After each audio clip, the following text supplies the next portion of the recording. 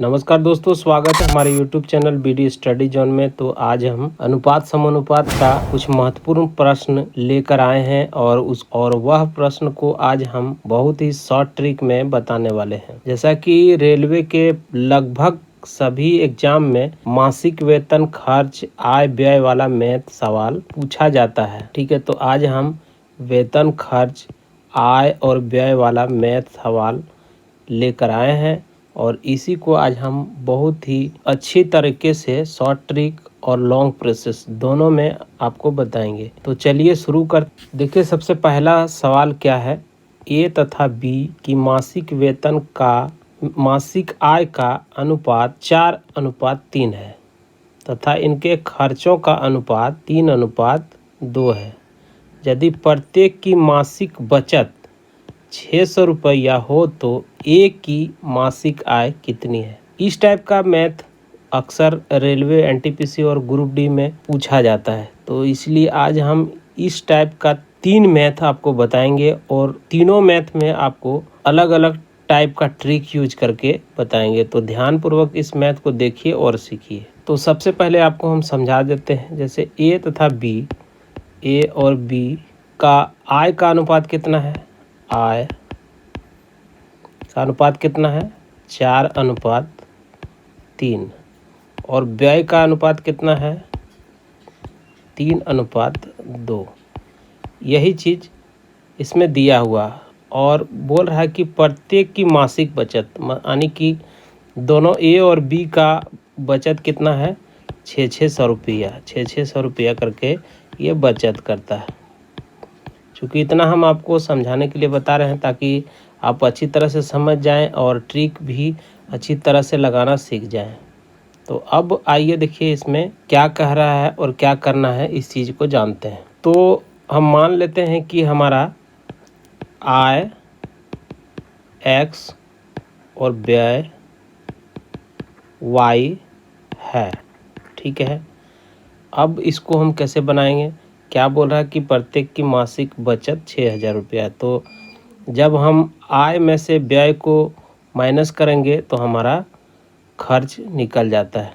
तो हमारा आय कितना है 4x और व्यय कितना है 3y। कितना बचत कर रहा है 600 रुपया, 600 रुपया बचत कर रहा है, तो 600 लिख देंगे।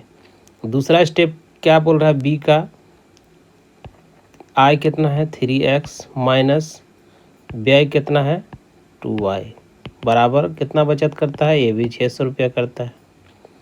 ये समीकरण बन गया हमारा। अब इस तरह का समीकरण में यदि हमें आय को निकालना पड़ता है तो व्यय से गुना करना पड़ता है और व्यय को निकालना पड़ता है तो आय से गुना करना पड़ता है। तो हमारा पूछ क्या रहा है कि एक की मासिक आय पूछ रहा है, तो आय निकालने बोल रहा है तो व्यय से हम गुना करेंगे। तो समीकरण ये 1 हो गया और ये समीकरण 2 हो गया। अब क्या करना है कि समीकरण 1 में 2 से गुना करना है और समीकरण 2 में 3 से गुना करना है। तो हम इसको गुना कर देते हैं 2 और गुना कर देते हैं 3। ध्यान रहे कि जो बड़ा संख्या होगा उसको ऊपर रखना है और छोटा नीचे को गुना करने के बाद, ताकि आपको माइनस करने में सुविधा हो जाए। तो अब हम इसको कर लेते हैं गुना। सबसे पहले गुना करते हैं 4 दूना 8x माइनस 3 दूना 6y बराबर 6 दूना 1200 रुपया।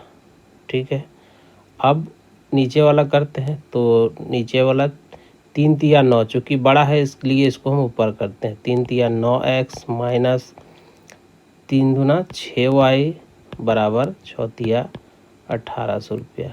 अब प्लस माइनस करेंगे, प्लस माइनस माइनस। अब ये 6y सेम है तो इसलिए कट जाएगा, तो इसको काट देते हैं। अब 9x में 8x माइनस करेंगे तो x रह जाएगा बराबर में 1800 में 1200 माइनस करेंगे तो 600 रह जाएगा। अभी हमारा x का वैल्यू कितना निकल गया 600। जो हमारा x हम किसको माने थे, आय को माने थे। अब पूछ रहा है कि एक की आय कितनी है। तो एक की आय का अनुपात कितना था 4। तो इसको हम 4 से गुना कर देंगे। 600 इंटू 4 बराबर 6 चौक 2400 रुपया हमारा आंसर हो जाएगा। ठीक है, ऑप्शन सी। आइए इसको और थोड़ा दूसरे तरीके से आपको हम सिखाते हैं। तो इसको फ़िलहाल हम मिटा देते हैं। अब हमें इसमें क्या कह रहा है कि ए तथा बी का आय का अनुपात कितना है, 4:3। तो और व्यय का अनुपात कितना है, 3:2। और बचत कितना करता है, 600 रुपया। तो सिंपल करना है, आय को लेते हैं 4x माइनस 600 कर देना है, बटे में 3x माइनस 600। चूँकि हम दोनों को आय वाला लिए हैं, आय का लिए बराबर में कर देना है व्यय का अनुपात। तो 3:2 है, 3:2 कर देंगे। अब इसको गुना करेंगे तो देखिए 4 दूना 8x माइनस 6 दूना 1200 बराबर 3 तिया 9x माइनस 6 तिया 1800 रुपया। अब इसको प्लस माइनस करेंगे तो वही आ जाएगा हमारा x बराबर 600। अब सिंपल क्या बोल रहा है, एक की आय, तो एक की आय का अनुपात कितना है, 4। तो गुना कर देंगे 4, तो 6 चौक 2400 रुपया आंसर हमारा हो गया। तो इस विधि से भी आप इसको बना सकते हैं। और एक शॉर्ट विधि है, उसे भी हम आपको बता देते हैं। जैसे कि देखिए ये आय का अनुपात कितना दिया है, 4:3। और व्यय का अनुपात कितना दिया है, 3:2।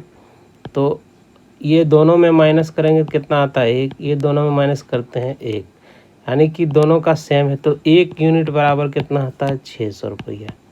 तो यही हमारा 600 रुपया हो गया। अब बोलता आय कितना है, तो 4। तो 600 को 4 से गुना कर देंगे, 624 रुपया आंसर हो जाएगा। उम्मीद है कि ये मैथ आपको समझ में आया। चलिए अगला मैथ शुरू करते हैं। प्रश्न संख्या 2 क्या कह रहा है, देखिए ए, बी तथा सी के मासिक वेतन का अनुपात 2:3:5 है। यदि सी का मासिक वेतन ए के मासिक वेतन से 1200 रुपया अधिक है तो बी का वार्षिक वेतन कितना होगा। याद रहे यहाँ पे मासिक नहीं वार्षिक पूछा है। तो हम देखते हैं कि ए अनुपात बी अनुपात सी बराबर कितना दिया है, 2:3:5 यही दिया है। अब पूछ रहा है बी का मासिक वेतन। तो बी का मासिक वेतन निकाल लेते हैं पहले। वेतन बराबर क्या हो जाएगा, 1200 गुना 3, चूँकि 3 दिया हुआ है तो 3। और बटे में यहाँ क्या बोल रहा है कि ए के मासिक वेतन यदि सी का मासिक वेतन ए के मासिक वेतन से 1200 रुपया अधिक है। तो हम यहाँ पे करते हैं सी 5 माइनस 2 कर देंगे ए। ठीक है, इतना करने के बाद हमारा आंसर देखिए निकल जाएगा। तो हम लिख सकते हैं 1200 गुना 3 और नीचे माइनस कर देंगे तो हो जाएगा 3, 3 3 काट देंगे तो ये हमारा 1200 आया। तो पूछ क्या रहा, वार्षिक। तो हमारा 1200 गुना वार्षिक यानी 12 महीना कर देंगे तो 12×12 44 पे 20, यही हमारा आंसर हो जाएगा। अब आइए इसको थोड़ा दूसरा तरीका से सीख लेते हैं। तो हम इसको मिटा देते हैं। यहाँ पे देखिए नीचे क्या बोल रहा है, यदि सी का मासिक वेतन ए के मासिक वेतन से 1200 रुपया अधिक है तो सी का मासिक वेतन हम 5x रख लेते हैं माइनस 2x बराबर कितना है, 1200 रुपया। तो ये इसको माइनस करेंगे तो 3x बराबर 1200 काट देंगे, 3 कम 3, 3 चौक 12, x का वैल्यू कितना हो गया, 400 रुपया। ठीक है, तो बी का कितना हो गया, 3 दिया हुआ है, मासिक वेतन 3 दिया हुआ है तो इसको 3 से गुना कर देंगे तो 4 तिया 1200 रुपया ये मासिक आया। किसका आया, मासिक वेतन। अब पूछ रहा है यहाँ पे वार्षिक वेतन। तो वार्षिक 1200 इंटू 12 कर देंगे तो कितना आ जाएगा, फिर वही 144 पे 20, यही हमारा आंसर हो जाएगा। उम्मीद है कि आपको ये मैथ भी समझ में आ गया होगा। चलिए अगला मैथ शुरू करते हैं। प्रश्न संख्या 3 क्या कह रहा है, देखिए 2 व्यक्तियों की आय का अनुपात 5:3 है तथा उनके व्यय का अनुपात 9:5 है। यदि वे क्रमशः 1300 रुपया और 900 रुपये की बचत करते हैं तो प्रत्येक की आय कितनी है। जैसा कि मैंने पहला वाला में बताया था उस तरह से आप इसको बना सकते हैं। तो सिंपल सा क्या करते हैं, जब आय में व्यय को माइनस करते हैं तो हमारा खर्च निकल जाता है। तो हम आय मान लेते हैं x, ठीक है।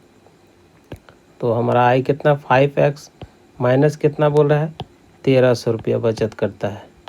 1300 बटे में लिखेंगे b का कितना है दूसरा व्यक्ति का 3x माइनस कितना बचत करता है 900, तो 900 लिख देंगे। बराबर में व्यय का अनुपात कितना है 9:5, तो 9/5 कर देते हैं। अब इसको सॉल्व करेंगे। देखिए 5 5 25x माइनस 13 5 65 पे 2 0 बराबर 9 तिया 27x माइनस 9 9 81 पे 2 0। अब इसको प्लस माइनस करेंगे तो इधर हो 27 को आगे लाके 25 से माइनस करेंगे तो 2x बराबर कितना हो जाता है 1600, ठीक है। अब काट देंगे तो x का वैल्यू कितना आता है 800 रुपया, ठीक। अब क्या पूछ रहा है बचत करते तो प्रत्येक की आय कितनी है। तो प्रत्येक की आय का अनुपात कितना था 5:3, तो 800 गुना 5 करेंगे तो 8 पंचे 40 और दूसरा 800 गुना 3 करेंगे तो 8 तिया 24। ये हमारा आंसर हो जाएगा। जो ऑप्शन कितना में दिया हुआ है ए में दिया हुआ है। तो इस तरह से इस टाइप का मैथ को आप बना सकते हैं। दूसरा विधि इसमें क्या है चलिए उसको भी बता देते हैं। सिंपल, जैसा कि हमने आपको प्रश्न संख्या 1 में बताया था, हम आय को x मान लेते हैं और व्यय को y मान लेते हैं। तो बोल क्या रहा है कि दोनों का आय का अनुपात 5:3 है तथा व्यय का अनुपात 9:5 है। तो सिंपल करते हैं 5x माइनस 9y बराबर कितना बचत करता है 1300 रुपया। दूसरा क्या है 3x माइनस 5y बराबर 900 रुपया। अब क्या पूछ रहा है कि बचत करते तो प्रत्येक की आय पूछ रहा है। तो आय करने के लिए हमको व्यय से गुना करना पड़ता है, यानी इसमें हम कर देंगे 5 से गुना और इसमें कर देंगे 9 से गुना। अब देखते हैं कि इसका क्या आता है। गुना करेंगे 5 25 x माइनस 9 5 45y बराबर 13 5 65, ठीक है। अब करते हैं 9 तिया 27, चूँकि बड़ा हो रहा है इसलिए ऊपर रख दें। 9 तिया 27 x माइनस 9 5 45y बराबर 9 9 8100। अब प्लस माइनस करेंगे प्लस माइनस माइनस, ठीक है। तो ये हो जाएगा 2x बराबर इधर कितना आ जा रहा है हमारा 1600। अब काट देंगे तो कितना आ जाएगा x का वैल्यू 800 रुपया। अब आसानी से आप दोनों में बैठा के गुना करेंगे तो आंसर आ जाएगा। तो इस तरह से आप आय व्यय खर्च वेतन खर्च इत्यादि का जो भी मैथ है, यही 3 मैथ जो है आपको पूरा मैथ को बनाने सिखा देगा। इसलिए ये तीनों मैथ को आसानी से आप घर में बैठ के जो भी विधि से हमने बताया उस विधि से आप इसको प्रैक्टिस कीजिए और सीखिए। तो उम्मीद है कि आज का ये वीडियो आपको अच्छा लगा होगा, समझ में आया होगा। मन में किसी प्रकार का डाउट या सलाह हो तो आप हमारे कमेंट सेक्शन में लिख के पूछ सकते हैं, और यदि आपको वीडियो अच्छा लगे तो इसे लाइक कर सकते हैं। तो मिलते हैं अगले वीडियो में, तब तक के लिए नमस्कार, जय हिंद, जय Bharat. Thank you for watching.